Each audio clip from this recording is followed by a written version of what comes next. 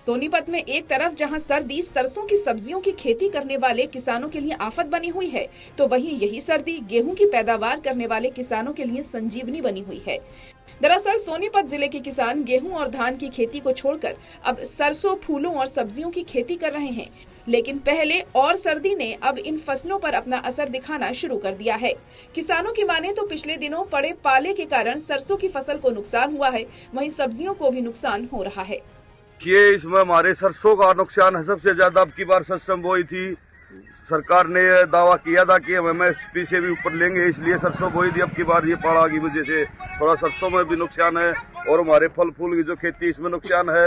एक हमारी सब्जियों की जो आलू टमाटर वैसी जो मिर्च वैसी जो अड़की जो खेती है उसमें ज्यादा नुकसान है हमारे।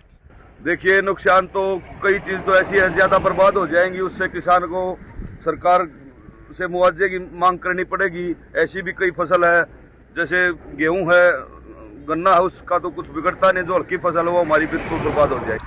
अभी तो जी सब्जी में मटर में और आलू में भी नुकसान हो रहा है और जी सबसे ज़्यादा तो सरसों में और मटर में ही हो रहा है। वजह जी जैसे पाला पड़ रहा है ना, ये ठंड की वजह से, इसलिए ज़्यादा नुकसान हो रहा है। हमने जी गोभी लगा रखी है और जी टमाटर लगा रखे 0.5 किलो। हालांकि यही सर्दी उन किसानों के लिए संजीवनी बनकर आई जिन्होंने गेहूं की फसल उगाई हुई है। गेहूं की पैदावार करने वाले किसानों ने बताया कि जितनी ज्यादा ठंड और पाला जमेगा, गेहूं की फसल उतनी ही ज्यादा फुटाव होगी और पैदावार अच्छी होगी। किसानों ने बताया कि ठंड के कारण इस बार गेहूं की फसल को काफी फायदा हुआ है। देखिए किसान वैसा ही, या सर्दी हो या गर्मी हो, गर्मी में किसान की फसल बहुत ज्यादा मरती है, सर्दी में बहुत ज्यादा मरते हैं। किसान तो हमेशा मरने वाला है। वो काम कहते हैं ना, जैसे चक्कू है, चक्कू में कचरा घेर लो या कचरे में चक्कू घेर लो।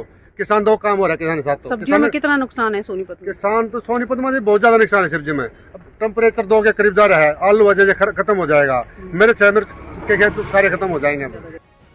बहरहाल प्रदेश में पाला पड़ने से सरसों और सब्जियों की फसलों को नुकसान हुआ है, तो वहीं दूसरी ओर पश्चिमी विक्षोभ फिर से सक्रिय हो रहा है। इससे मैदानी इलाकों में बारिश और पहाड़ों में बर्फबारी की आशंका है।